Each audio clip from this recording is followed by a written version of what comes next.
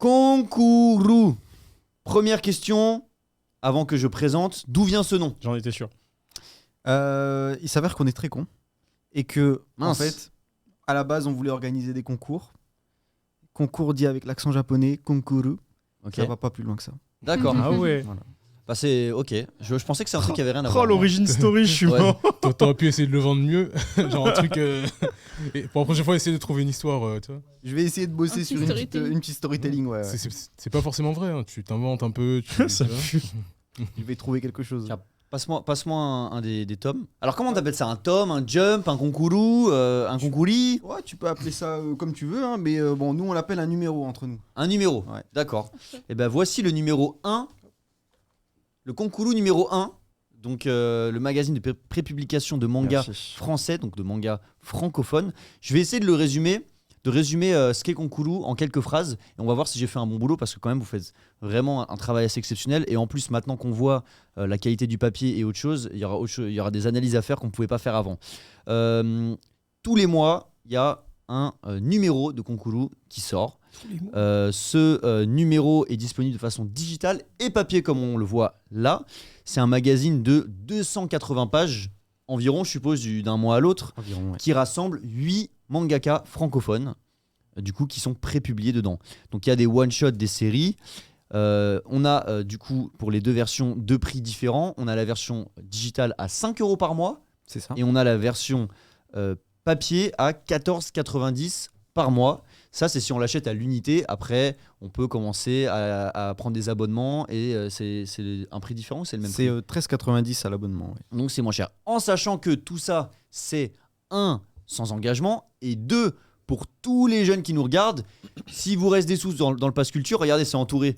Prenez votre Pass Culture et prenez-vous un abonnement de Konkuru. Là, on vous passe le site.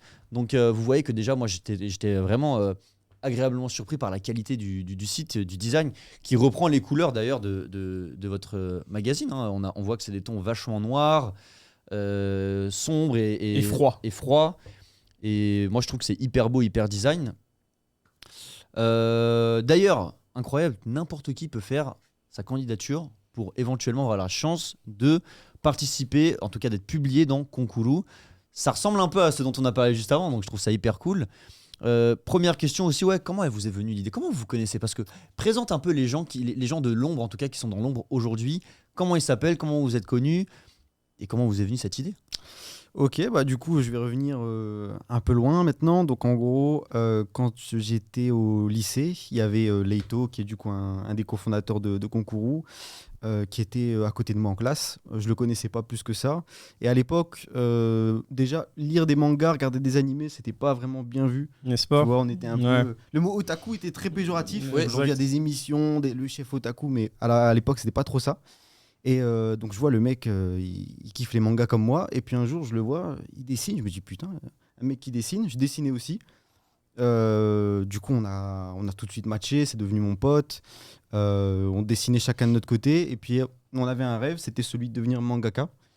Sauf qu'en France, à l'époque, il y avait une poignée de mangaka. Ça se comptait sur les doigts d'une main. Hein. D'ailleurs, je me souviens que de deux. Je me souviens que de Dofus et de Dreamland, qui sont encore édités. Donc, c'était pas Shankama, il me folichon. semble. Ouais. Exactement, Dofus Et chez Pika. Ankama et Dreamland chez Pika. Ouais. Mm. Donc en fait, on a très vite abandonné notre rêve. Bon, il y a aussi le fait qu'on est très loin. De Roubaix à Tokyo, il y avait un gap. Mm. On rêvait en fait d'être publié au Japon, d'être publié comme Bakuman, quoi. D'être publié dans un Mac de prépublication, le Jump ou autre. D'ailleurs, on avait participé à un concours. Ils organisent parfois des concours internationaux ouverts à toute la planète. On avait envoyé un dossier. Bon, évidemment, on était un peu nuls, donc on a été recalé. C'était quand? C'était en 2020 ça ou... Ah non, c'était à très très Ah, longtemps. il y a très longtemps, Ouais, parce il y que a du très, coup, très ils longtemps. l'ont refait, je crois, il y a 2 ans. Je crois que Jiggy avait participé justement pour Akimbo. Donc des fois, ça s'ouvre à Il l'international. s'était fait repérer d'ailleurs, Oui. puisque Boichi lui avait envoyé un Boichi, MP ouais. sur Twitter. Sur Twitter, ouais. Ouais. Ça va Ah, très ça, vite. c'est hein. lourd, ça. Ça va très vite, ouais. Ça va très vite. Bon, du coup, à l'époque, tout allait plus lentement. Il y avait pas Tu trop. peux nous situer, tu nous as donné l'année à peu près ou pas? Non, je vous ai pas donné l'année. C'est aux alentours de 2000, entre 2009 et 2010. Ok, 2010, je resitue pour certains. Facebook, ça existait. L'iPhone, on devait être à l'iPhone 3GS, un truc comme ça. Oui. Possible. J'avais un iPhone, j'avais donc un téléphone c'était- à clapper, donc. C'était il y a un bail, quoi. C'était. C'est qu'on s'est rencontré avec Chris, je crois. Chris avait des cheveux. Et d'ailleurs, c'est l'année de naissance de Alan qui est en régie. On salue Alan, il est né cette année. Enfin, nous, on était à la fac déjà. On était à la fac, ouais. Donc voilà, donc après il s'est passé tout un temps et puis après on avait chacun dans notre tête un peu l'idée de faire un Shonen Jump français sans se le dire et puis après un jour on voulait monter un projet ensemble, on a un peu discuté puis ça s'est fait naturellement. En sachant que vous vouliez faire un Shonen Jump français, mais d'autres s'étaient essayés avant vous. Ouais, d'autres c'était À l'époque, je me rappelle que M6, qui avait déjà à l'époque des droits sur Yu-Gi-Oh!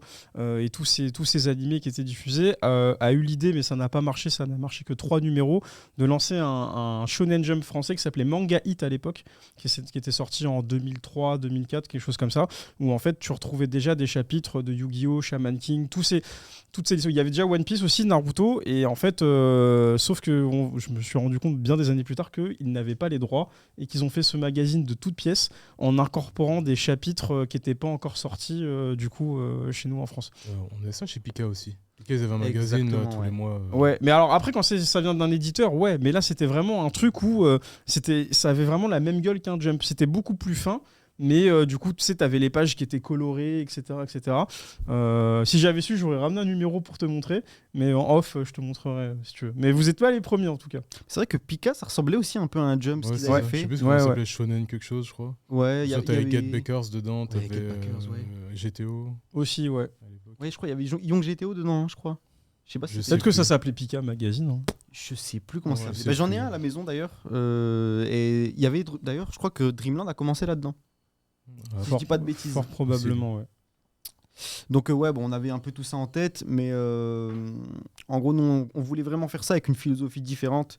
Si tu veux, en gros, tous les projets qui ont été lancés par des maisons, etc., ça vient du haut et ça descend vers le bas. C'est-à-dire que on consulte personne, on imprime 30 000 exemplaires et puis on les balance en librairie. Ça marche, tant mieux. Ça marche pas, on ferme les portes. Nous, on fait les choses par le bas. C'est-à-dire que pour nous, l'avis du public compte beaucoup. On fait beaucoup avec ça. Et sans le public, on se serait même pas lancé dans l'aventure si on n'était pas sûr qu'il y avait déjà un intérêt. Puis il y a aussi un autre truc à prendre en compte, c'est qu'aujourd'hui, le manga est beaucoup plus mûr. Et les mangaka français sont beaucoup plus nombreux qu'à l'époque. Donc Clairement. il y a une manne de talent inépuisable. Ça, c'est vrai. Et du coup, quand vous avez lancé votre magazine, donc c'était dans des librairies, ça me rappelle un peu l'histoire du créateur de Pokémon, Sajiri, qui lui avait fait son fanzine à l'époque et qui le distribuait un peu comme ça. Et après, ça marchait au bouche à oreille. Et donc, du coup, les gens kiffaient. Je pense qu'au début, ça devait être un peu comme ça le lancement. C'est bien, j'aime bien ce genre de storytelling. Je kiffe. Et puis alors juste une petite anecdote, c'est qu'en gros on s'est lancé sur Instagram et donc on s'était dit que c'était la meilleure façon de faire. Au début on avait 0 abonnés, donc vraiment on partait de 0. Puis on voulait faire des concours de dessinateurs pour histoire de ramener un peu de monde. Mais dès le début, dès le premier jour, on a annoncé la couleur. On a été très clair sur le fait que c'était ça l'objectif de ce compte-là. Puis au final, ça a payé. On a fait de 0 à aujourd'hui, on est à 8000. C'est bien. Le tout sans acheter de followers en Inde, donc on est très content. Ouais, et puis du coup, il y a eu une campagne de crowdfunding qui a été créée, qu'on va afficher, qui était sur la plateforme KissKissBankBank, si je me trompe pas, Exactement. qui a vraiment tout pété, puisque vous aviez un objectif à 8500 et vous l'avez plus que doublé. Donc ça date de la fin de l'année dernière. Ça, donc c'est très récent. Ah ouais. Presque 500 contributions, 18 000 €, j'arrondis, qui ont été récoltés. Donc ça a été un succès. Ça vous a surpris, vous vous y attendiez. Comment vous avez vécu cette campagne? Elle a duré combien de temps? Un mois? Elle a duré 45 jours. 45 jours, d'accord. 45 Pour être jours, très c'est précis. bon. Un tout petit Ouais. peu plus d'un mois. Et alors, du coup, comment vous l'avez vécu? Est-ce que vous étiez stressé? Est-ce que dès le début, ça a pété? Vas-y, fais-nous un peu l'historique de ce qui s'est passé émotionnellement. Alors je suis un peu comme C16, c'est-à-dire que j'ai aucune émotion. D'accord. Donc de A à Z, j'ai pas ressenti d'émotion. Mais surpris, surpris honnêtement. Agréablement surpris, je dirais. Après, on croyait en nous, on croyait en notre projet. Donc surtout content et fier, je dirais. Qu'est-ce qui a fait que ça a pété comme ça? Est-ce que c'est le fait que vous ayez... Est-ce que dans votre magazine, il y avait déjà des auteurs de renom, des gens qui étaient plus ou moins connus, ou c'est vraiment genre tout a décollé d'un coup Non, il n'y a pas vraiment d'auteur de renom. Après, je pense que c'est le concept qui a beaucoup joué. Ok, d'accord, ouais. Le Made in France, les gens veulent des choses françaises et veulent mettre en avant les auteurs francophones et français. Ouais, exactement. Ouais. Après, en vrai, je pense que vu la pub qu'ils ont fait, tu vois, le fait de dire qu'aujourd'hui, on a envie de lancer un Jump en France, je sais que ça, c'est un rêve que tout le monde a envie d'avoir. Nous, les premiers, on s'est dit, ouais, le Shonen Jump, c'est trop bien au Japon. Tous ces magazines de prépublication, du coup, le Young Animal ou le Shonen Magazine, tous ces magazines-là, on se dit, pourquoi nous, on les a pas? Parce qu'historiquement, on sait que nous, nos maisons d'édition, elles sont dispatchées à gauche à droite, alors que au Japon, c'est tout l'inverse. C'est vraiment une maison d'édition qui tient après, qui tire un peu toutes les ficelles. Et je pense que c'est un rêve en France d'avoir son propre magazine de prépublication jusqu'à maintenant. Et pour d'autres d'être publiés dans Et ce ouais, magazine de exactement. publication. Aussi de vouloir montrer un peu leurs œuvres. Et du coup, en fait, pour moi, c'est du donnant-donnant. C'est-à-dire que non seulement il y a des gens qui bossent pour pouvoir mettre la lumière et donc du coup créer ce genre de magazine, et aussi du coup tous ces auteurs qui se retrouvent dans ces numéros. En plus, tu l'as dit tout à l'heure, n'importe qui peut du coup postuler sur votre site Ouais. Exactement. pour pouvoir du coup faire partie du magazine. Et du coup je rebondis sur ma question. Vous avez combien d'auteurs actuellement chez Konkulu? Dans votre catalogue. Actuellement, on en a. Ouf, alors. Ah, il a dit C'est ouf. c'est compliqué. Ça fait beaucoup. N'hésitez pas à poser des questions, hein. Même dans le chat, n'hésitez pas si vous avez des questions, on les lit. Alors ça va dépendre de est-ce qu'on regarde le nombre d'auteurs qu'on a publiés au total jusqu'à maintenant. Et si on regarde ça, je pense qu'on doit en avoir publié à peu près, je dirais, 13 Ok. environ. Et sinon, dans chaque magazine, tu retrouves 8 auteurs. Ok, d'accord. Hmm. Comment vous faites votre sélection du coup? Alors notre sélection, il y a eu une première sélection qui s'est faite par un concours qu'on a lancé il y a très longtemps. Et c'est donc la plupart de nos auteurs historiques viennent de ce concours. Je crois qu'on a 5 auteurs qui sont issus de ce concours. Et après, ça dépend. Donc parfois, c'est des candidatures qu'on nous envoie. Parfois, on va approcher l'auteur parce qu'on trouve que ce qu'il fait, c'est cool et qu'on aimerait, on est très chaud pour le publier. Et puis je pense qu'on va refaire des concours aussi à l'avenir, un peu plus ponctuels, mais pour toujours garder cet aspect concours, quoi, qui est fait un peu l'ADN de concours, Ok. comme le nom. Donc Ça tous se les tient, mois, finalement. c'est des nouveaux auteurs alors. On peut pas revenir plusieurs mois à la suite. Alors si justement, en gros, je pense, parce que j'ai plus trop les chiffres exacts en tête, mais je crois qu'on est à 6 séries Ok. dans le magazine, entre 5 et 6 séries, et le reste après c'est des one-shots. Donc Hmm. il y a des auteurs que tu vas pouvoir retrouver. Typiquement, dans le numéro 1, tous les auteurs que vous voyez sur la couve, vous allez pouvoir les retrouver et retrouver leur chapitre numéro 2 dans le numéro 2. Et à l'inverse, donc, il y a certains autres auteurs qui sont là en one-shot, donc qui proposent des one-shots. Ça peut aller de 15 à une cinquantaine de pages. Donc c'est vraiment une histoire, une petite Ouais, histoire one-shot, courte. Ouais. Et est-ce qu'il y a des auteurs dans ce magazine qui ont commencé à se faire approcher peut-être par des pseudo maisons d'édition ou qui sont soit en Qui ont été auto- récompensés, ouais. tu veux dire qui ont Non, gagné mais en oui, enfin visibilité même, tu vois, qui ont eu de la visu, ou est-ce que, du coup, ouais, on s'est dit, tiens, ton chapitre que j'ai lu chez Konkuru, il était grave intéressant. Est-ce que par la suite, tu as prévu d'en faire d'autres? Et si oui, est-ce que ça te dirait d'être publié chez nous, tu vois? Mm. Généralement, après, c'est le processus, donc c'est pour ça que je pose la question. Alors, Ou alors, vous voulez les garder nous, on aimerait bien, à l'heure actuelle, on n'a pas les moyens de jouer aux côtés de Kana, Glénat, etc. Ils ont un budget énorme. Donc, si tu veux, on se place plus comme un tremplin pour les auteurs. Par contre, ce qu'il faut savoir, c'est que le manga français aujourd'hui, la vision qu'ont les éditeurs du manga français, c'est une vision qui est très shonen. En gros, nous, ce qu'on voulait, qui est très standardisée, très shonen. Nous, ce qu'on voulait, c'est vraiment laisser libre cours à l'artistique, tu vois. Publier des trucs qui seraient pas forcément publiés en maison parce que c'est des propositions fortes, parce que c'est des trucs un peu plus seinen, etc. Nous, on voulait laisser au maximum les auteurs s'exprimer. ouais. Et aujourd'hui, dans le marché du manga français, déjà quasiment tous les mangas français qui sont publiés, c'est du shonen. Ça commence un tout petit peu à changer. Je vois des trucs qui sont un peu plus différents, qui vont sortir, notamment chez Ankama. Je pense à Run to Heaven de Tohan qui va sortir, qui est assez différent.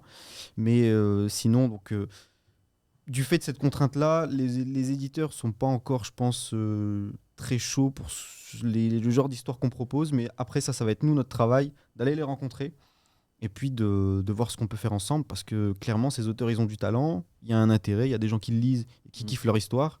il n'y a aucune raison qu'il ne soit pas publié. Oui, clairement, que clairement. les autres. Clairement. Parce qu'au-delà de les publier dans vos numéros, c'est aussi un accompagnement que vous faites avec les auteurs par la suite, j'imagine. Exactement, nous on travaille à la japonaise, donc un peu comme dans Bakuman, il y avait les tanto, on fait un peu ce travail-là, donc on accompagne l'auteur sur toutes les phases de la création, quoi, du scénario, storyboard, et ensuite en passant par le résultat final. On fait tout ce travail-là avec tous nos auteurs, sauf les one-shots, ça dépend si on accompagne depuis la création ou si on prend un produit qui est déjà fini. Mais ouais, on fait ce travail-là chez Konkuru. Ouais. Dans le chat, on a la chance d'avoir Z, auteur de Space Punch, qui était passé autour du plateau, Ah. et il nous dit que les éditeurs, en vrai, ils acceptent tout, c'est juste qu'il ne faut pas s'attendre à faire des séries fleuves avec eux. Effectivement, c'est vrai que les contrats qui sont proposés, c'est plutôt des contrats de 3 tomes ou de 4 tomes. Après, est-ce qu'ils acceptent tout Ça, je sais pas exactement, parce que quand tu vois ce qui est publié, c'est principalement au final du shonen. J'ai eu aussi la chance de voir quelques retours d'éditeurs qui m'ont laissé parfois un peu perplexe, qui me posent question. Mais après, je remets pas en cause les éditeurs, et surtout ZD qui est chez Ankama. Honnêtement, un truc comme Tohan qui soit publié en France, pour moi c'est incroyable. Tu vois, c'est une chance, parce que le mec a un style qui est très différent de ce qui se fait. C'est pas du tout du shonen. Et donc sur ça, je le rejoins. Ça dépend des éditeurs, mais je le rejoins un peu. Et bonjour ZD. Ouais, il te fait coucou aussi, il dit let's... Ah non, il y a même Roro des Forêts qui dit let's go Konkuru. Konkuru,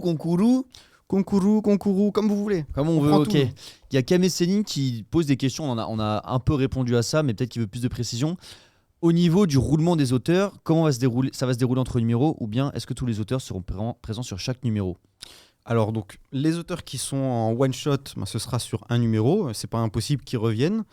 Comme par exemple on avait Maël dans le premier numéro, c'est pas impossible qu'ils reviennent, qu'ils republient un one shot chez nous. Et sinon donc les auteurs en série, les auteurs sérialisés, donc vous pouvez les retrouver sur chaque numéro de la saison 1. Et c'est vrai que je l'ai pas précisé, mais il y a un système de vote dans Konkuru. Comme intéressant. dans le Jump. Voilà, comme dans le C'est Jump. marrant. À chaque numéro, les gens votent pour leur série favorite. Et en fait, l'objectif, c'est de nous donner un peu des tendances, voir ce qui plaît aux gens et ce qui plaît un peu moins. Et en fin de saison, faire un peu un bilan avec l'auteur, essayer de voir un peu ce que lui, il en pense, ce que nous, on en pense, etc. Le but aussi, c'est pas de faire un truc qui soit destructeur comme au Japon, parce qu'on s'en rend pas compte, mais c'est très violent les classements. Il y avait notamment l'auteur de Shaman King. Il y a une longue interview sur YouTube qui en parlait, qui disait que pour lui, je l'ai vu tu l'as vu dans son tu me l'as montré. dans son Dans son atelier, atelier, dans ouais. son atelier, dans son ouais. atelier, hyper qui stylé, est d'ailleurs. ultra luxueux. Le mec Ouais, a une c'est Ferrari, je crois, incroyable. dans son atelier. Enfin bref. Il a plein de figurines. Hiroyuki Takei. Ouais. Mais Exactement. il a souffert de la fin de la publication de son manga, et c'est vrai que comme il l'a dit, tu peux décoller très vite et l'atterrissage il peut être très très brutal du fait que ta série elle est popularisée, mais c'est vraiment les votes qui font que quand ça doit s'arrêter, ça s'arrête. Et ça, c'est très dur. Donc vous êtes un peu plus souple, vous accompagnez, vous discutez avec eux. C'est pas la grande machine froide qui est la Shueisha. Non, bien sûr. Après aussi, nous, donc, ce qu'il faut savoir, c'est qu'on rémunère nos auteurs. On l'a pas précisé. Vous rémunérez ? Ouais, on rémunère tous nos N'hésite auteurs. pas à Chris apparaît dans ton micro. Ah, pardon. Ouais, de problème. j'étais comme ça. Excusez-moi. D'accord, vous les rémunérez, ça c'est top. On rémunère nos auteurs. Bon, aujourd'hui, on n'a pas encore des moyens énormes qui nous permettent de rémunérer, d'en faire leur activité principale. Donc la plupart de nos auteurs font quelque chose à côté. Et sur ça aussi, on est flexible. On est flexible sur les deadlines, par exemple, parce qu'on sait très bien que si on a un auteur qui bosse à côté ou qui doit s'occuper de son petit, comme par exemple Jocelyn, il n'a pas forcément le temps tout le temps d'être à fond sur son manga. Donc on essaie aussi d'être flex là-dessus. Contrairement au Japon, par exemple, sur les hebdos, ça aussi, ça broie un peu certains auteurs avec les blessures, etc. Donc, J'ai une question sur le processus de Fab un peu, parce que moi... attends, c'était dans ma liste de trucs, on attend juste un peu. désolé. On reste sur le thème de... Donc vous rémunérez les auteurs, ce qui est top, mais est-ce que vous rémunérez ou est-ce que vous avez quelque chose à côté que vous faites et c'est vraiment un complément ou juste passion? Par exemple, nous à Tomodachi, c'est vraiment la passion, on gagne 0€. On le dit souvent au chat, on gagne rien du tout, on est là, on fait ce qu'on kiffe et on adore ça et on remercie tout le monde pour leur soutien. Vous, je suppose que vous avez un boulot à côté. Et qu'est-ce que vous faites comme boulot? Est-ce que dans l'équipe, il y a peut-être un graphiste, peut-être un gars qui est plus commercial et donc chacun se complète? Comment ça se passe? alors ouais, on fait ça pour la passion, clairement. Hein. On mange pas je m'en encore... doutais. on mange pas encore avec Concourou. Donc au niveau des boulots, après c'est super varié, mais je peux vous citer par exemple, donc on a Geoffrey qui est un de nos tantos, un de nos éditeurs, qui bosse dans le monde de l'édition. On a Robin qui est derrière le site magnifique, comme tu l'as souligné, Ah, il est incroyable. qui lui bosse dans le conseil pour les médias. Après, moi je bosse dans un truc qui n'a rien à voir, je bosse dans la finance, tu vois. Bah attends, il y a un petit business model à créer, il faut pas perdre de l'argent dans tout ça. Un petit peu. Mais donc voilà, on est tous, on bosse tous à côté. Et vous On êtes fait ça combien pour au, la passion, au hein. total? Au total, on est 7 dans Ok, l'équipe. c'est beaucoup. C'est beaucoup. Et vous êtes une asso, une société? Ouais, on est une société. Ouais. Société? Ok, c'est top. Ouais, du coup, Chris, j'avais une Oui. question qui était la même que toi. Vas-y. Ma question, c'était quel est le processus de création pour un magazine? Ouais. C'est un peu ce que tu voulais savoir. Oui, non parce que j'étais en train de regarder un petit peu le magazine, je feuilletais et tout. Et en fait, j'ai posé cette question parce que le papier, on sait qu'en ce moment, ça coûte cher. C'est pas donné. C'est pas facile. Et en fait, il y a un truc qui m'a frappé, c'est que, hormis du coup la couverture, en fait, il y a que ça qui est en couleur. Et donc, j'imagine que ouais, le papier couleur doit coûter un peu cher. Et donc, c'est là où je me dis peut-être que, par exemple, cette première page, et je crois qu'on l'avait vu sur le site, celle-ci, Elle est en parce que du couleur coup, sur le elle site. est en couleur. Ouais, Donc la en fait, couverture c'est de pour ça que je Canva. me posais la question. Mais je pense que avec la crise du papier, plus le nombre de tirages que vous devez faire, peut-être que ça a aussi un coût. Et c'est pour ça que ça se retrouve qu'en noir et blanc et pas forcément en couleur. Si je me trompe. C'est ça, effectivement. C'est vrai que c'est un coût supplémentaire, en sachant que nous, notre priorité principale, enfin notre priorité principale, c'est un peu redondant, mais en gros, notre priorité, c'est vraiment rémunérer nos auteurs. Donc, on a vraiment ça en tête. On essaie de trouver le compromis juste entre faire en sorte que les lecteurs aient le meilleur produit en main et faire en sorte qu'on puisse être le plus viable possible, rémunérer nos auteurs et puis aussi donner de l'espoir à de nouveaux auteurs et continuer à grossir. Donc voilà. D'accord. Et ça vous prend combien de temps pour faire un numéro du coup? Enfin, je sais pas. Qui est-ce qui fait quoi? Combien de temps ça vous prend peut-être pour vous avez un nombre de candidatures, tout lire, tout sélectionner? Est-ce que vous vous mettez tous autour d'une table? Est-ce que vous avez, je sais pas, un Excel et chacun dit moi je veux celui-là? C'est vraiment du début à la fin. Si tu peux nous résumer parce que ça doit être hyper long. Hein. Comment vous y prenez? C'est quoi l'orga, la logistique Ok, que vous avez choisi? du coup, la première étape, c'est le recrutement. Donc pour ça, en gros, soit on a reçu des choses sur le mail, soit nous, on va aller rencontrer des auteurs et aller à leur rencontre plutôt. Donc on a le pôle édito qui se réunit, on se donne des trucs à lire, des auteurs à suivre, etc.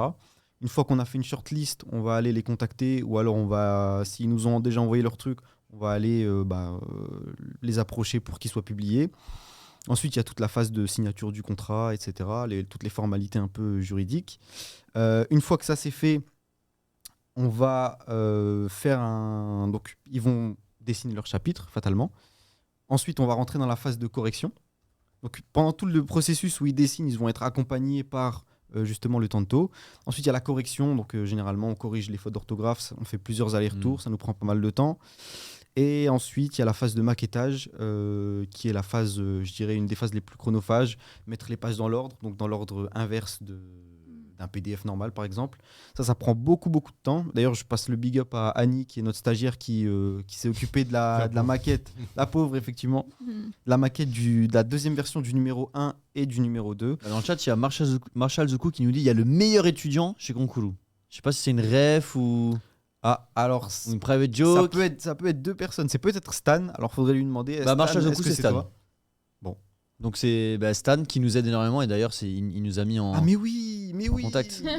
C'est J'avais pour ça. oublié, j'avais C'est pour oublié. ça. Ouais. Effectivement, ouais. Petite Bah, historique. Bien joué, Stan. Bien joué, t'es Bien malin. joué. Big up à Stan, qui est justement relecteur chez nous, qui relit les chapitres, qui nous aide beaucoup sur ce plan-là. Sur la première version du numéro 1, on avait laissé passer quelques fautes, malgré je crois on a été 3 ou 4 à relire. Donc Ouais, ça arrive. ça arrive, mais bon. Merci, avez- maintenant Stan nous Ouais. aide à step up un peu ce truc. Il est partout. Mais, Donc ensuite, on envoie les fichiers définitifs à l'imprimeur et ça part. moi, j'ai une question. Yes. Du coup, est-ce que vous avez plusieurs mois d'avance sur ce qui est prévu ou faites vraiment. Parce que mois par mois, ça fait beaucoup de taf à faire, je pense. Est-ce que vous avez peut-être 2-3 mois d'avance pour avoir plus de liberté et tout? En fait, on n'a pas vraiment sur cette première saison, comme c'est un peu une saison test, ça dépend des auteurs. Tu vois, il y a pas de généralité. On a certains auteurs pour lesquels on a quasiment toute la saison. Ok. Il nous manque que très peu de choses. On a certains auteurs qui ont 2 ou 3 mois d'avance et on a certains auteurs qui sont plus au mois le mois. Donc il y a un peu tous les cas de figure. ouais, tous les cas de figure. Voilà. Ouais. C'est-à-dire, s'il y en a un qui est à la bourse, ça peut vous retarder vous dans C'est la tout le question que j'allais processus, en poser. fait. Ouais. C'est ça. Alors, ça peut arriver. Nous, on a la chance de sortir le numéro d'abord en numérique. Le numérique donne un peu plus de flexibilité. Mhm. Par exemple, si sur les 8, tu en as un qui est en retard, mais tu peux toujours sortir les 7 en attendant d'avoir le 8e. Et puis après, vers la version physique, elle sort toujours un mois après le numérique. Donc là, pour la version physique, on est toujours sûr d'avoir nos 8 auteurs à temps. Ok. Et sachant que ça, c'est le tout premier que vous avez sorti en physique. Ça, c'est le tout premier. Ouais. Et là, Ouais. on en est à combien? Là, on en est au numéro 2 qui va sortir début février. Ouais. On est déjà en février, je crois. Ouais, je crois Ok. que j'avais vu le 3-4 février sur le site, un truc comme Ok. ça. Je sais pas si derrière, un peu plus tard. 10 février, pardon. Un peu plus vers le 10, ouais. Mais ouais, donc aux alentours du 10, on devrait sortir le 2 en version numérique. Mhm. Et Ça que j'ai vu. le 2 en version papier devrait arriver chez les gens mi-février. Donc cette fois-ci, il est un peu en avance. C'est parce que nos précommandes se sont terminées il y a 2-3 jours, je crois. Ok. Et du coup, c'est limité. Ça veut dire, est-ce que vous sortez le 1 à 500 000 exemplaires et ensuite c'est fini? Ou est-ce que vous allez les re-imprimer après? Alors, on a fait un premier tirage de 600 exemplaires. Donc on en a vendu 600 à l'occasion de KissKissBankBank. Et là, j'ai plus les chiffres en tête, donc on a retiré des numéros 1, je crois qu'on a dû en vendre 200. On a tiré un peu plus, mais ce sera limité, ce sera pas vendu en ligne en fait, ce sera sur les conventions. Et après le numéro 2, donc pareil, on a fait un tirage et on en a tiré un peu plus pour les conventions, mais je pense pas qu'on refera de tirage. Après, il y a un système de liste d'attente. Donc si les gens s'inscrivent, mettent leur mail et nous font signe qu'ils ont un intérêt pour tel tome, pour le numéro 1 par exemple. Une fois qu'on aura atteint un certain seuil, on pourra relancer la machine. Il y a des questions dans le chat qui sont intéressantes. Yes. Tu as parlé un peu du côté juridique avec les auteurs, etc. Donc je suppose que tu parlais de droits d'auteur par exemple. Yes. Et il y a Red Naël qui demande comment se passent les droits d'auteur chez Konkulu. Et du coup, je te fais 2 questions en une, puisqu'il y a aussi une question de Jib, pardon, j'ai pas mes lunettes, mais non, je rigole, qui demande comment vous rémunérez les auteurs, parce qu'il a raison, c'est assez exceptionnel, parce que vous avez le système de précommande, il y a les coûts de l'impression, vous rémunérez pas, mais c'est quoi? C'est impression plus Ulule, plus KissKissBankBank que vous utilisez encore, parce que c'est exceptionnel, moi je trouve, et je suis complètement d'accord avec Jib, de commencer un projet comme ça. C'est hyper chronophage, ça coûte de l'argent, et quand même vous arrivez à rémunérer les auteurs. Tu sais, même si c'est une rémunération symbolique et que c'est pas beaucoup, on demande pas combien vous leur donnez. Je trouve que c'est exceptionnel déjà d'un point de vue de l'humain, du geste, et d'arriver à intégrer ça dans votre fonctionnement. Donc, comment vous arrivez à le faire, Milk? Surtout, si je peux préciser un truc, c'est qu'il n'y a pas du tout de pub dans le Il n'y a numéro. aucune pub. Et d'ailleurs, on en a parlé sur la conversation WhatsApp. Il y a un associé qui m'a fait un petit signe du doigt. Est-ce que peut-être un jour, il y aura des petites publicités dans le Konkulu? Un jour, même très bientôt, dans le numéro 2, du coup, il y aura une petite pub pour Manga Box. Voilà. C'est top. Et si vous cherchez des gens pour vous faire des publicités rémunérées, nous, on a des contacts. Hein. On vous met en contact avec eux. J'adore comment il place ça. Non, c'est vrai, c'est pas Ah une mais blague. non, mais c'est pas une blague. c'est pas une blague. On va discuter, on va discuter. Et parenthèse, parce que c'était pas dans mes questions, on a fait connaissance à Angoulême de 2 écoles qui sont des écoles de mangaka en France. Et je pense que ce serait hyper intéressant que vous soyez en contact avec eux. Peut-être qu'il y a un monde où une œuvre sur 8 vient d'une de ces écoles, un truc comme ça. Eux, c'est vraiment, ils ont un foyer de mangaka français tous les ans. D'ailleurs, Chris a accompagné Kevin de Mangayo, qui est le directeur éditorial de Mangayo, dans une de ces écoles. Et il a assisté à, entre guillemets, la conversation entre l'éditeur et le jeune mangaka, avec tous les conseils, tu devrais modifier ça, le découpage comme ci, nanana. C'était fascinant de ce que tu m'as dit. Et d'ailleurs, je tease, il y aura un mini documentaire produit par Tomodachi sur la présence de Mangayo sur le festival. Mais voilà, la question de base que je posais, c'est est-ce que vous avez déjà des relations avec des écoles, des gens comme ça? Parce que c'est un nid à talent, ce genre de choses. Alors, donc, ça a un peu commencé avec Maël, que vous pouvez retrouver dans le numéro 1, qui est élève de l'EIMA. Je crois que c'est à Toulouse, si je dis pas de bêtises, qui est une école de manga. Donc, on a un peu commencé à nouer des contacts avec eux à ce moment-là. Et donc là, en fait, si tu veux, on continue à nouer des contacts avec eux pour voir ce qui est possible de faire. Et c'est franchement pas impossible qu'on puisse collaborer, que ce soit pour faire un concours, pour faire d'autres choses. En fait, si vous commencez à chercher au niveau des écoles, je pense que vous avez du coup des talents à repérer. Comme il l'a dit, Kevin, j'ai vraiment assisté comme dans Bakuman entre la réunion entre du coup l'éditeur et le mangaka, et c'était vraiment fascinant de voir à quel point eux ils sortent d'école, ils étaient en 3e ou 4e année, et en fait voilà, ils arrivaient avec leur dossier, leur page couleur, etc., etc. Et je pense que pour le futur de Konkuru, si vous cherchez des auteurs, si du coup il y a cette relation qui se fait, non seulement l'école a des relations avec les éditeurs, mais en plus, si on leur propose d'être publié dans un magazine, je pense que ça peut être très intéressant du coup pour vous comme pour eux, quoi. Donc, comme tu l'as dit, le manga il est en expansion, il y a de plus en plus d'auteurs français, et vraiment on l'a vu de nos propres yeux. Je pense qu'il y a vraiment du potentiel et quelque chose à faire. Donc, à voir. Ouais, tout à fait d'accord avec toi, hein. C'est vrai que on l'a pu le voir du coup avec Maël. Il y a des mecs qui sont super forts, qui sont en école de manga. C'est pour ça d'ailleurs qu'on va essayer de creuser un peu le truc. Et on néglige pas non plus ceux qui sont tous les autodidactes qui ont appris tout seuls, qui se débrouillent un peu tout seuls, qui ont aussi beaucoup de talent. Mais ouais, clairement, je suis d'accord avec toi. Ça peut être intéressant. Franchement, il y a des trucs à voir. Est-ce qu'on a des questions dans le chat? Non, il y avait une question de Jib, mais je crois que Kevin il a déjà répondu. Et par rapport à vos auteurs, ils ont des processus de création qui diffèrent l'un à l'autre. J'imagine il y en a peut-être qui sont que sur le digital, d'autres qui continuent peut-être le dessin à la main. Ouais. Alors, la plupart sont au digital. Quand même, je pense que c'est une constante. Je pense que la majorité de nos auteurs sont au digital. Mais on en a quelques-uns, notamment Jonathan, qui est auteur de Once Upon a Nightmare, et Jocelyn et Guillaume, qui sont auteurs d'Héraclès, qui sont encore au tradi. Et on a eu la chance d'aller justement, par exemple, chez Jocelyn pour l'interviewer, pour communiquer sur le mag. Et on a eu la chance de voir ses planches en vrai. Et c'est vrai que c'était super, super impressionnant de voir les planches au grand format, je crois que c'est du B4 ou quelque chose comme ça. Le tradi, ça reste quand même quelque chose de super impressionnant. C'est toujours mieux. Parce que t'as autre chose qui se dégage des planches. Et on l'a vu aux expositions à Angoulême, on en parlera tout à l'heure, mais ce que tu vois sur ton bouquin, c'est pas la même chose que tu vois quand tu vois l'œuvre originale, en fait. Clairement. Ça dégage autre chose. Et je trouve que ça se ressent même dans le dessin. Moi, je vois ça en lisant les comics. Il y a des artistes, ils étaient sur le tradi avant. Là, ils sont passés sur le digital et je trouve qu'ils perdent un truc, tu vois. Surtout sur le comics, parce que je crois que, si je dis pas de conneries, eux, ils ont l'habitude d'ancrer au pinceau. Et là, tu perds encore un truc qui est plus complexe. C'est pareil un peu dans le manga, hein. Il y a l'ancrage se fait d'habitude avec des G-Pen, Marupen, enfin à la plume, parfois au pinceau aussi.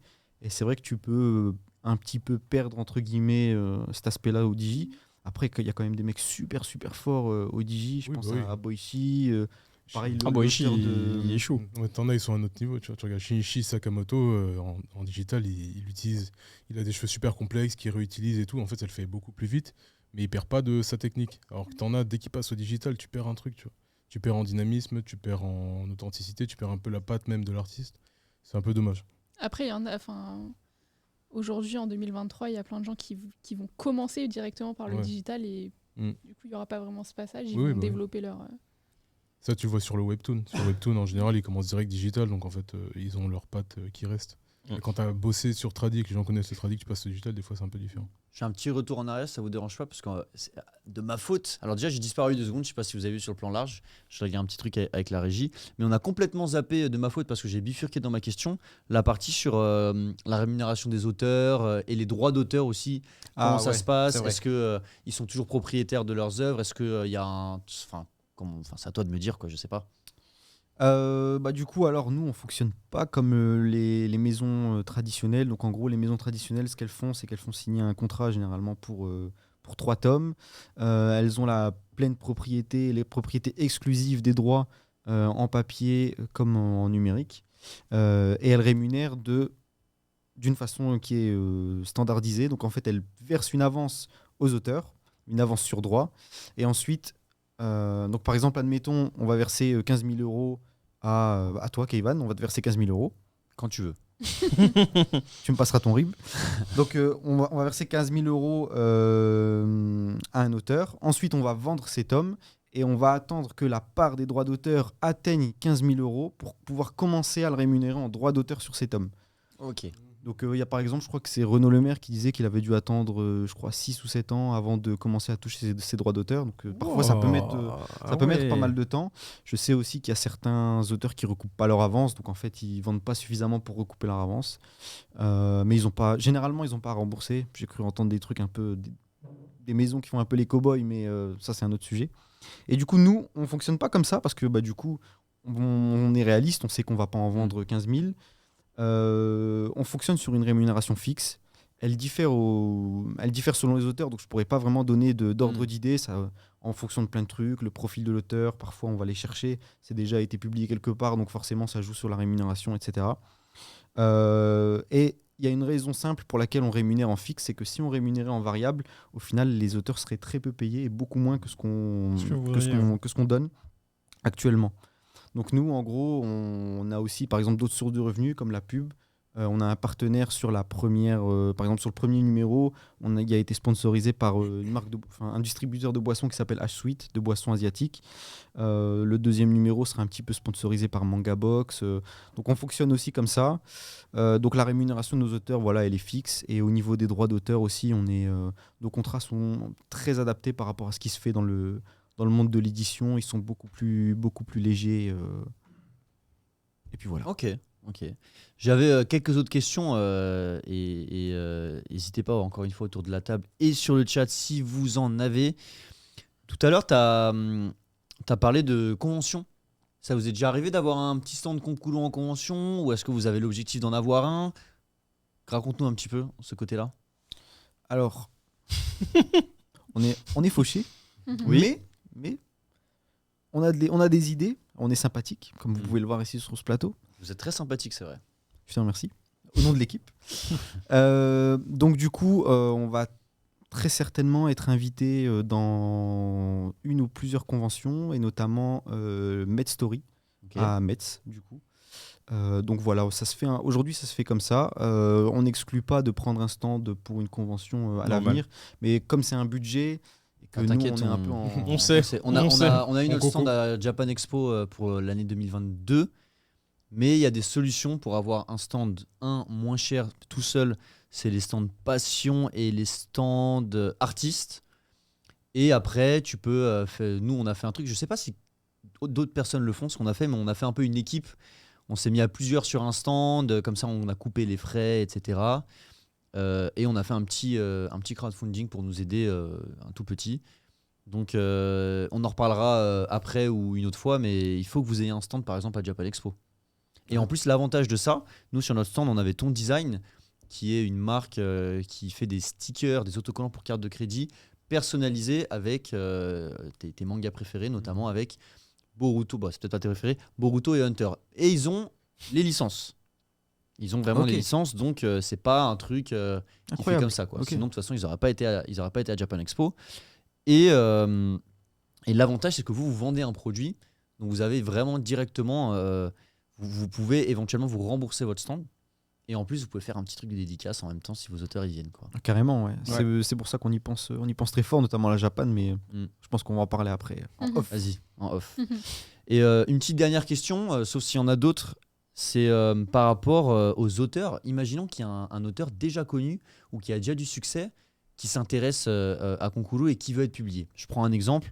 Dans le chat, on avait Z.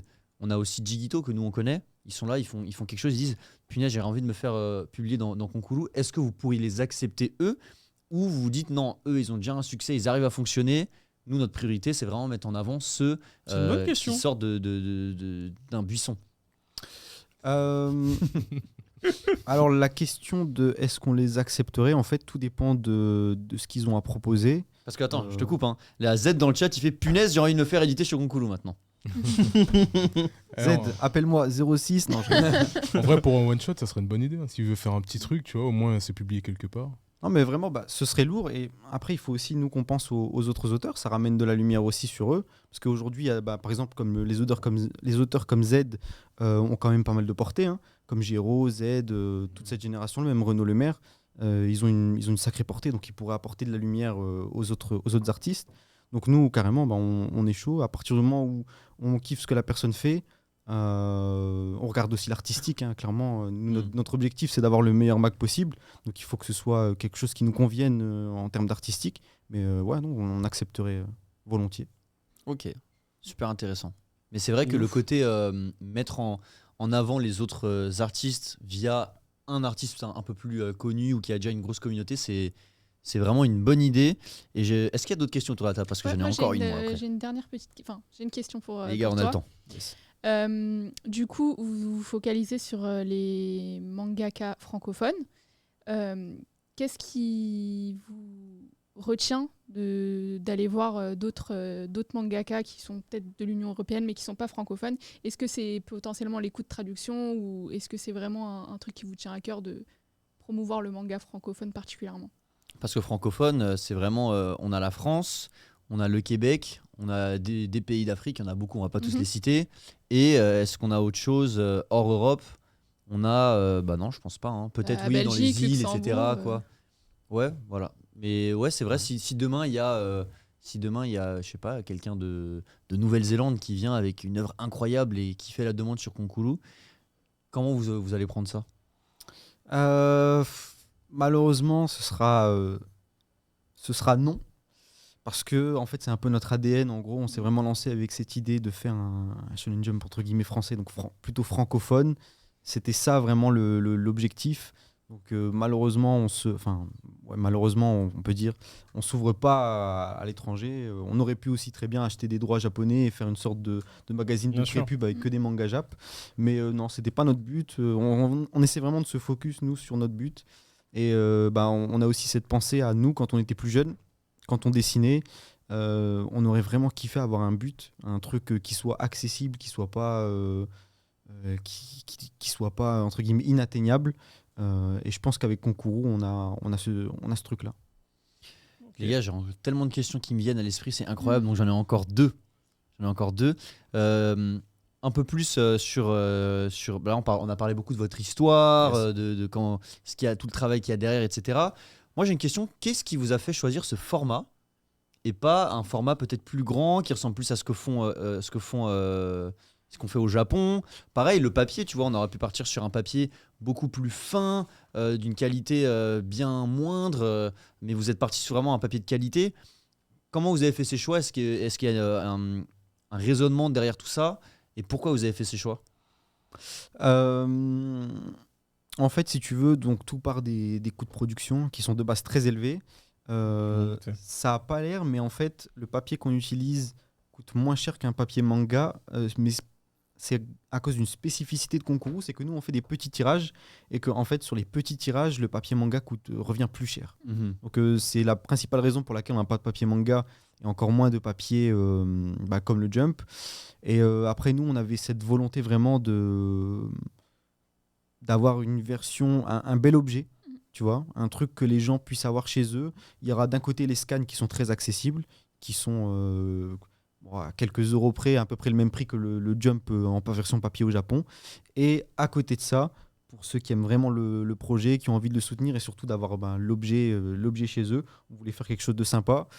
C'est la raison pour laquelle on est parti sur une version physique qui ressemble à ça. Et pour le format, du coup, c'est venu un peu naturellement parce qu'il fallait qu'on marque le coup. Si on arrivait avec un format manga traditionnel, j'ai le sentiment que ça aurait fait un peu bizarre en fait. On aurait dit un manga comme les autres. Donc on a choisi le format Perfect Edition. On trouvait que c'était le meilleur compromis pour nous. Et puis il faut dire un truc, c'est que nous en France, on est vraiment attaché à l'objet aussi. Et Ouais. donc du coup, je pense que ça compte énormément C'est d'avoir un un bon beau format, livre. moi, j'aime tu bien. vois, ouais. Qu'est-ce que t'en penses, toi, Yo, vu que t'es un grand collectionneur de mangas, comics Et de autres? Perfect. Et de Perfect, ouais. Ouais, justement, le format il est cool. Moi j'aime bien parce que c'est pas trop petit comme un manga. Et parce que si tu l'avais fait en taille manga, c'est un petit manga avec des recueils à l'intérieur, ça devient plus un truc comme le Jump. Et plus gros, Ouais, plus gros, ça aurait fait bizarre. Donc non, je trouve le format perfect, c'est le meilleur en soi pour... Ouais, c'est top. En Pour plus, le ça prend profil. vraiment le contre-pied des jumps où, en vrai, c'est quelque chose de, comment dire, d'éphémère, quoi. Enfin, les gens l'achètent, le lisent et puis c'est jeté, quoi. c'est jeté Et derrière. puis c'est chiant à lire. Je te cache pas, les jumps... Ouais, il y a certaines pages, C'est j'ai vu relou. certaines pages qui sont quasiment effacées. Ouais, bah, la qualité, déjà, elle est pas folle, mais bon, ça coûte pas cher au Japon.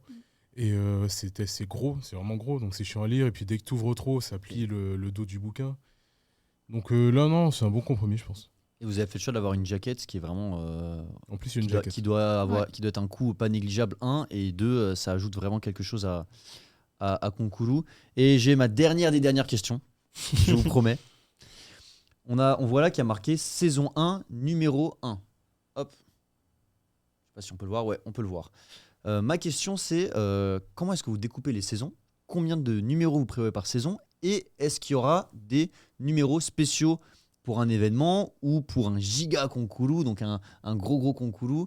Est-ce que vous prévoyez ce genre de choses? C'est dans les bacs ou pas? Je vois qu'il rigole au fond, je sais pas si c'est par rapport à ce que je dis et que j'arrive à parler de trucs intéressants pour vous. Mais ouais, c'était ma question. J'ai un trou, je l'ai oublié. Je répète ma question et en plus je viens de voir que j'aurai bientôt une autre question, c'est incroyable. Il y a marqué numéro 1, saison 1 numéro 1. Ah oui, excuse-moi. ça y Combien est. de tomes dans une saison et est-ce qu'il y a des tomes spéciaux qui vont sortir? Ok, ça me revient. Donc, en fait, une saison, c'est 8 numéros. Et en fait, 8 numéros pour faire un tome complet d'une série. Donc, à partir du numéro 8, il y aura un break l'été Ok. pour préparer la saison 2 au mieux. Et entre deux, c'est pas impossible qu'on fasse des petits numéros Spéciaux. entre guillemets spéciaux. Ouais. Il y a déjà plusieurs entités mystérieuses qui nous ont approchés pour qu'on fasse des magazines pour eux. Donc on va y réfléchir et voir ce qui est le mieux pour nous et pour les lecteurs à faire. Mais c'est dans les tuyaux en tout cas. Ouais. Ok, c'est top. Et Ok. du coup, ma dernière question, c'est qu'en retournant le tome, j'ai vu ce magnifique code barre affiché et je me pose la question, est-ce qu'on peut retrouver ou on retrouvera Konkuru dans les librairies, à la FNAC ou dans des boutiques et donc on pourra le récupérer pour l'acheter pour son pote, pour soi-même ou pour ses enfants ou pour Noël? C'est loin, Noël. C'est loin Noël? ouais. Ouais, c'est bon, Noël. Sur le site du financement participatif, il y avait un lot spécial librairie. Tu pouvais acheter 20. Exactement, il y avait des packs de 5 à 20 numéros du tome 1. Et donc actuellement, j'ai pas trop les chiffres en tête. Je crois qu'on est à. Ah, pack librairie. Je crois qu'on est dispo entre 7 et 10 librairies en France. C'est assez concentré sur la Bretagne, je dois dire. Mais ouais, c'est tout à fait possible de retrouver, justement, pour toutes les personnes qui n'auraient pas eu l'occasion de choper le numéro 1 ou le numéro 2, elles vont pouvoir le retrouver dans un certain nombre de librairies. En fait, on attend que ce soit livré pour pouvoir sortir Non, évidemment. la liste en version 2, mais il y a déjà une liste qui est dispo sur notre Insta. Il y a une story épinglée d'ailleurs librairie. Vous pouvez retrouver les libraires qui ont déjà le numéro 1. Et ensuite, la liste s'est un peu élargie avec ceux qui auront le numéro 2. Ok, et bah écoutez, je vous propose qu'on fasse un petit cadeau aux personnes dans le chat, puisque grâce à l'accord que j'ai eu en pleine émission à l'équipe Konkuru, on va vous faire gagner le tome 1 que nous avons ici, le numéro 1 que nous avons ici de Konkuru, et le numéro 2 que nous n'avons pas ici, mais qu'on va vous montrer, puisqu'on va vous réafficher le titre. Pour le gagner, c'est très simple, vous allez dans le chat et vous écrivez Konkuru. Konkuru. Et pas concours. Hein. Et pas concours, et en majuscule. S'il Vous plaît. écrivez tous Konkuru, on vous laisse 3 minutes. En attendant, on va sur le site et on vous montre 2-3 trucs qu'on va vous montrer. C'est parti. Et s'il vous plaît, en régie, si vous pouvez mettre le site, on va regarder quelques petites choses. Alors, si vous allez, s'il vous plaît, dans boutique, je veux vous montrer à quoi ça ressemble. Dans boutique, on va descendre un peu. Vous avez le numéro 1 que vous avez à gauche. Et vous avez le numéro 2, donc voilà, je voulais qu'on voit au moins la cover. Ce numéro 2 qui sort en version digitale le 2 février et en papier le 10 février, si je me souviens bien. Pardon ? Ouais, c'est aujourd'hui. Ah bah oui, il est déjà sorti. Voilà, merci en régie, vous êtes vif. Le tome 2 de 288 pages, format perfect édition, imprimé en France et pas en Italie. Donc ça c'est... J'aime bien les Italiens, mais c'est mieux pour nous. Donc on vous fait gagner ces 2 tomes. Je rappelle Konkuru dans le chat. On va lire. Alors, qu'est-ce qui a marqué? Remontez un petit peu, on va lire ce qui a marqué. La campagne de précommande de janvier 2023 est actuellement en cours. Elle se déroule du 1er au 31 janvier. Donc ça vient de se finir. Frais de port offerts pour les 200 premières commandes. Donc les gars, quand le concours il est fini, allez faire les 200 premières commandes. En plus, il y a un deuxième cadeau qui arrive, vous allez voir. Pour cette campagne, nous fonctionnons à la précommande. Une fois la campagne clôturée, il sera plus possible de commander avant la prochaine campagne. Donc dépêchez-vous. Pour tout achat au numéro, la livraison est estimée à février 2023, selon les délais permis par La Poste. La Poste, dépêchez-vous aussi. Je confirme. Si vous souhaitez vous assurer de recevoir nos futurs numéros chaque mois, nous vous conseillons de vous abonner à notre formule 13,90 € par mois. Et du coup, on va aller regarder cette formule pour voir à quoi ça ressemble. Si on remonte dans la boutique, il y a une petite newsletter ou un truc comme ça pour être sûr d'avoir un petit email. Non? Parce que je vois qu'en dessous, il y avait marqué « Je m'abonne ». Alors regarde, remonte un peu, s'il te plaît, Alan. Là, si je clique sur « Je m'abonne », qu'est-ce qui se passe? Tu vas tomber sur la page pour rentrer tes coordonnées et t'abonner à la version, Version papier digitale? Ah, papier. de concours. Voilà. Ah, donc ça, c'est ce à quoi ça ressemble. Ok, Chris, fais chauffer la carte de crédit. L'homme au pouvoir d'achat. Allez, un concours pour tout le monde. Un groupe pour tout le monde. Et si on revient à la boutique, il me semble que j'avais vu qu'on peut même anticiper pour les prochains. Voilà, alors là, on a l'abonnement mensuel qui va si on peut me le réafficher, s'il vous plaît, les gars. Ouais, merci. 14,90 par mois pendant 6 mois. Abonnement à concours version imprimée pendant une saison complète. Ok. Il me semble qu'on pouvait même dès maintenant précommander les tomes 3 et 4, non? 3 et 4. Alors Alors, 6 ici, prochains numéros. je fais l'appel à un ami. Non. Non? Tu veux t'abonner? Ok. Et c'est 6 mois du coup. C'est 6 mois. Ok. Et top. moi j'ai une question par rapport aux couvertures. Là, celle du tome 2, c'est un seul artiste qui l'a réalisé? Est-ce que c'est vous qui faites la maquette de la couverture ou est-ce que vous leur demandez un dessin pour la cover? Alors, on fonctionne de façon un peu, comment dire, un peu spécifique, un peu de filouterie, je dirais. Mais on prend généralement des illustrations des auteurs et puis on essaie de trouver un design sympa, un concept sympa. À chaque cover, un peu un concept. Vous voyez que le concept de la première est totalement différent. Ah ouais, de la deuxième. totalement. Complètement, ouais. La 2, je sais pas pourquoi, de loin, elle me fait penser Ça à fait Dragon Ball Art Ouais, Namek. de Ça ouf. fait Dragon Ball. Alors moi aussi, Ouais. ça m'a fait penser à Dragon Ball une fois que j'avais fini de la faire. Ok. Donc, Donc le gars qui nous a dit au début qu'il savait pas dessiner, hein, nous dit des trucs comme ça. ah mais moi j'ai rien dessiné, j'ai designé, c'était un grand mot, je suis assez nul, mais bon, au moins Il est humble, je trouve il est que humble. sur ça, j'ai fait le taf. Donc sur le 2, tu retrouves 3 auteurs en fait. Donc la personnage avec les yeux verts qui vient avec les cheveux verts plutôt, qui vient de Saigo no Hana, de Kakuna Yaigo. Le petit personnage qui vient de Le Roi Soleil, de Edas. Et derrière, en fait, le carré gris, j'ai pas mes lunettes, mais je pense que ça se voit un petit peu. C'est une planche du manga Héraclès. Ok. Qu'on voit d'ailleurs le personnage d'Héraclès sur la tranche en vert. Et, Très classe. est-ce que tu crois tu pourrais faire comme dans les jumps, c'est-à-dire faire une planche collaborative avec les artistes? Ça serait lourd, Et ça. des fois, il tu y a veux dire des- une cover collaborative? Ouais, parce que des fois, tu sais, t'as des numéros où t'as un personnage de One Piece, t'as un personnage de Hunter x Hunter, par exemple. Et en fait, chaque artiste qui est dans le jump, il met son petit perso. Ça, le en même fait, thème. si tu veux, on y pense, on y a pensé pendant un petit moment. Le gros souci avec ça, c'est que comme chaque auteur a sa façon de coloriser qui est propre, c'est assez compliqué d'avoir un rendu qui fasse pas un petit peu amateur en fait, Ouais. avec ce genre de cover. Donc on attend d'avoir dans l'équipe quelqu'un qui soit vraiment graphiste, qui puisse vraiment nous arranger ça. Mm. On voit aussi que les covers du Jump, c'est un peu, c'est très rempli, tu vois, c'est très rempli, Ouais, très beaucoup. coloré. Nous, on est parti sur une DA un peu différente, un peu Puis il y a plus moins de place sobre, aussi sur épurée. la couverture. Et à moins de place, effectivement. Donc, c'est envisageable, mais il faudrait qu'on ait les compétences pour vraiment que ça rentre bien. Nous, notre objectif, c'est que ce soit le rendu le plus pro possible. Peut-être Donc, peut-être pour le dernier de la saison. possible. Tout Ce serait stylé. anniversaire un peu. Ce serait une belle fin de saison. Allez, je vous propose que la régie fasse le tirage au sort et prenne la parole. Est-ce que la régie est en vie? Voix sensuelle, hein. Avec la voix. Alors, c'est pas Romu qui est au micro, mais Romu, si tu veux te déplacer au micro et nous faire ta voix Non, ne vous sensuelle. inquiétez pas, la mienne elle est très bien. Non, là, ça vaut pas celle de Romu. Ça vaut pas celle de Romu. Est-ce qu'on peut entendre la voix de Romu? On l'a pas entendu ce soir. Il vient une fois par semaine, j'ai envie de l'entendre. Il a dû se lever, attendez. Oui, le Romu est très loin du micro, c'est pour ça. Salut, Ah, regarde, Bonsoir. ça va, Romu? ça va tranquillement et toi? Ouais, ça va. Romu, on dirait l'époque de la radio avec Koé. Ah, il est Quand gênant, Enora de- draguait les mecs, là. Est-ce que c'est Incroyable. sa vraie voix? Oui, C'est sa vraie voix. Non, ça, c'est ma vraie voix. Merci. Est-ce que Romu le sensuel, tu peux procéder au tirage au sort Romu le sensuel. Romu le sensuel, huissier de justice. Ouais. Déjà, il a dit oui. Alors, avec la voix sensuelle, évidemment. Ouais. Le gagnant est Turbo Poulet. Turbo Poulet, Bravo, Turbo Poulet. Turbo Poulet, tu gagnes je suis donc cuit. le numéro 1 et 2 de Concours. C'est très très simple. Je vais te demander. Ouais, bravo. Bravo. Je te demande d'aller sur le réseau de ton choix, préférablement Twitter ou Instagram, et d'envoyer un DM à Concours _. Il faut un underscore, c'est important. On va enlevez-moi s'il vous plaît le titre là, et on va remettre le bandeau de Mehdi.